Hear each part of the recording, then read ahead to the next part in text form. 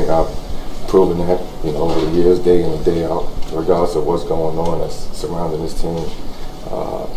Any talk, anything, I've still, showed that, me being here, coming to work every day, being professional, got to answer you guys' questions every day, got to deal with y'all. I still remain positive about that, so I don't think I have to prove that to anybody. Sources are telling our Ramona Shelbourne that Carmelo will be meeting with Phil Jackson sometime in the next few days to discuss his future with the organization.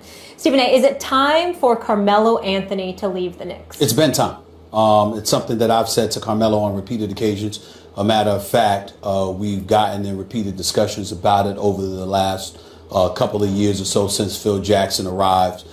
He is completely dedicated to being in New York. He does not want to leave. He wants to remain a Knick. He's incredibly loyal to the organization. And to be quite honest with you, I have absolutely positively no idea why that is, Max. It's something that he and I have gotten into heated discussions about, to the point where we've gone months without just even talking about it, because it just gets him upset when I even bring it up. But the New York Knicks are an accident that has happened over and over and over again for many, many years. Phil Jackson has taken this team, and it's regressed from the time that Mike Woodson had it and took it to the semifinals of the Eastern Conference against the Indiana Pacers. They are a worse organization and they are a worse team since that particular moment in time. Now, everybody wants to blame James Dolan, who I am no fan of, make that clear.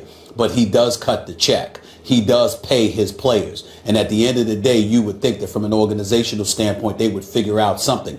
But because of Dolan's presence, along with that of Cablevision and MSG and the business environment that exists around the basketball environment, and how it tends to infiltrate things and sully things to some degree, it's just not the ideal environment for people to be around. You're Carmelo Anthony. You have been in one conference finals. You have never played in an NBA finals. Despite the terrific offensive talent that you are, you're not getting any younger. You damn sure ain't getting any healthier. And I think that now that he's got his money, the priority needs to be positioning himself for capturing a championship. It is not going to happen in New York. It is not going to happen with Phil, who's allowed his ego to get in the way and is so caught up in you doing things his way as opposed to winning that has sullied things. I think Carmelo Anthony needs to get the hell out of New York quick, fast, and in a hurry. I have said it before. I am saying it again. And I will say this last point. I can't wait until I start my radio show today that will be on 98.7 FM in New York, because you think I'm going in now. You just wait. I got a whole lot to say about Phil Jackson. That's 1 p.m. to 3 p.m., right? That's right. Eastern time, baby. I am not anti-Carmelo Anthony. I'm not against Carmelo Anthony. I like watching Carmelo play a lot. Always have. I took Syracuse to win the national title the year they won it because of Carmelo Anthony. Because early on, everyone was talking about TJ Ford at the time. I remember looking and early in the season going, wait, that guy's the best player in the country. Carmelo is, and he's on a good team. McNamara and those guys, they're going to win the title. And they did. I'm pro Carmelo Anthony. But you also have to eventually come to the reality of where these guys fit in.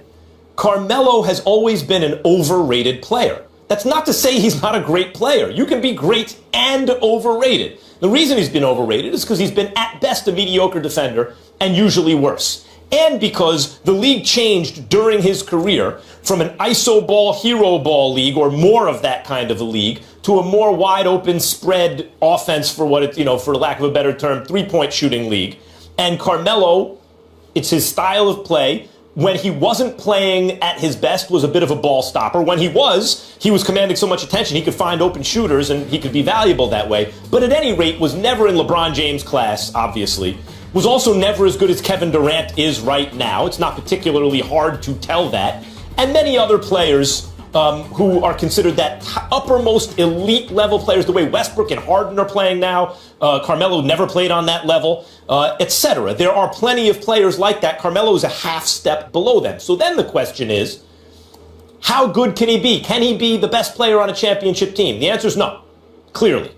Can he be the second best player on a championship team? The answer is maybe, but he has to be willing to accept that role. And on the Knicks, even if he were able to accept it, the timing's off, because Porzingis is not, at this point, able to be the best player in a championship team. We'll see if he can be in the years to come.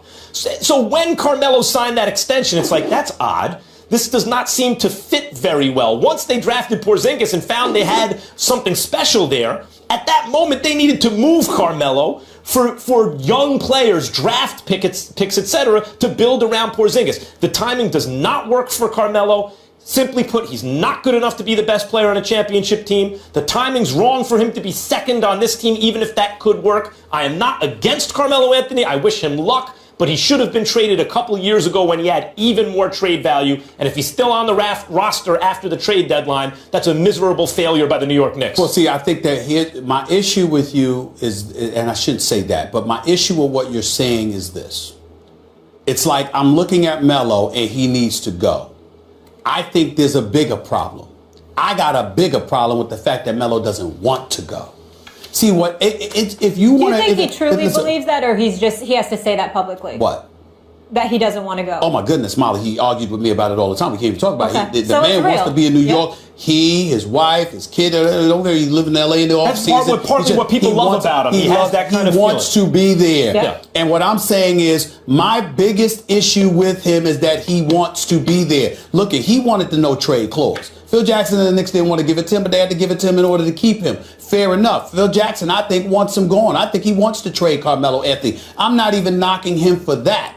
My issue with Phil Jackson is that he hoodwinked the Knicks and he hoodwinked all of us into believing that he was going to position. Remember, why I'm so hard on Phil Jackson, if you are the $12 million man being paid as president of basketball operations, your number one priority, you're talking about building a team over a 5 to 7 year plan. Who the hell can't do that if you got the time? What you're supposed to be doing, because you're the 11-time champion, is to be able to go out there and recruit marquee dudes to want to come to the city because you're Phil Jackson. He can't even get these guys to sit down for dinner with him. That's my problem with Phil, is with Melo. My biggest issue is that you're getting to a point. Why do you want to stay? Because by wanting to stay for this team, do not insult the intelligence of people who know basketball, like myself, like you, and gonna sit up there and tell us you think this team can win a title. Damn it, you know better if you're Melo. So why do you want to stay? The point is, it's got to become a priority for you to want to win a championship. You got your money, you got your fame, you got your wealth. You're going to be a Hall of Fame as a basketball player because you're a 3-time Olympic gold medalist and what have you. You're a national champion on the collegiate level. You're one of the all-time great scorers, and you've never even played in a finals. Get the hell out of New York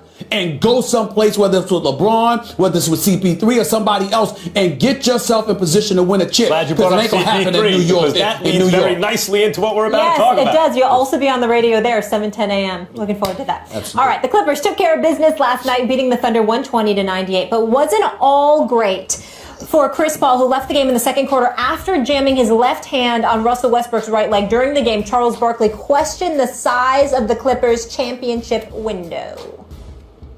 They got to make a decision on Chris Paul and Blake this summer. If they don't win this year, they're never going to win. Because, that's a big commitment with two guys. One guy is not healthy. He's missed a bunch of games. One guy is starting on the downside of his career.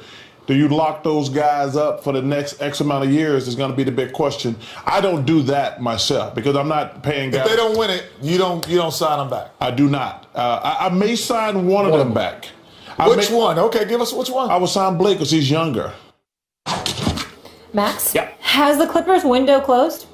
No, it was never open. It's an illusion. It's a window painted onto a brick wall, and it's nothing against the Clippers. They're an incredibly talented team with a great coach. They even have depth this year. Blake at times has played very well, though sometimes you think, hey, get down in the post, toughen up a little bit, but he's injury prone. CP3, he monopolizes the ball too much at times, but if you talk to a lot of coaches around the NBA and they said, at least until recently with the way the league's changed, how should a perfect point guard play? They would point to Chris Paul. It's like perfect point guard play. DeAndre's come such a long way.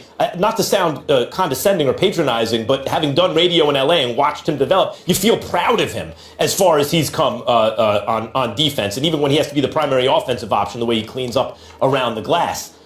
But they're just not good enough. In a league with LeBron James and Kyrie Irving and Kevin Love, with Steph Curry and Kevin Durant and everybody else, and Clay and everybody, and Draymond, they're just simply not good enough. And so you got to blow it up. The only way I could say it, and Blake is younger, I agree with Charles Barkley, although very injury prone. If you want to move Blake, Stephen A., and you brought up Carmelo with CP3. The only thing I could think is you move Blake to see if you can get Carmelo and something to the Clippers as a lure for LeBron James, who can still opt out of his deals. Every time he signs a deal, he can opt out. If CP3 and Carmelo are both in LA, maybe that's a lure for LeBron. Otherwise, you got to start moving pieces to rebuild this thing, because you will never win a championship with the team as currently constructed. First of all, I would love to see CP3 with somebody like Carmelo, who can sit up there and shoot the rock from anywhere and has a legitimate, real, big-time, bona fide point guard. That's number one. Number two, if I had to get rid of one or the other, it would be Blake Griffin, despite the fact that CP3 is 4 years older at age 31, because CP3, okay, this dude, do you realize, Max, I looked at his resume. Do you realize that CP3, you talk about James Harden MVP, Kevin Russell Westbrook MVP, we all know how phenomenal they are. They're the two leading candidates for league MVP, both of them averaging over 5 turnovers a game. Do you realize that CP3 in all his years in the NBA has only had one season where he's had 3 turnovers a game? One! That's it! The dude with the ball in his hand, I mean, do you understand how great of an orchestrator this dude is? Not to mention he's a pit bull, not to mention he's got heart, not to mention he's a leader personified. The intangibles that he brings to the table cannot be measured. There is no way in hell. The only reason I would trade CP3 before I traded Blake Griffin is because I think I could get more for CP3 than for Blake Griffin. But just straight up in terms of who needs to stay and who needs to go for my team, I got an argument I'm for that. holding up. Now, Blake Griffin, yeah, the injuries and all of that stuff, the dude's always hurt, which frustrates the team a lot. But also, the intangible is missing from this guy. Blake Griffin is a star talent, but he is a star who should be a superstar. If he had this right here, and I'm not accusing him of being scared or anything like that. I'm talking about a dude that he's on the court and you can see he wants it bad. I agree with that. If Blake Griffin had that, oh my God. I agree with that, but I want to get back to CP3. He does it. I want to get back to CP3 for a second. He gives us all the sense that that's a championship player. He gives us everyone who watches CP3 says, yup, I want that guy. That's the leader of the team. That's the guy who should be on the Redeem team. That's the guy who should play with LeBron and all these guys, right? That's the guy you want. And yet, he's been on a lot of talented teams. Has never gotten very far in the playoffs. Not fair. Wait, hold on. Not fair. Go ahead. But you talk about the intangibles, Right. and I agree. He has that sense about him.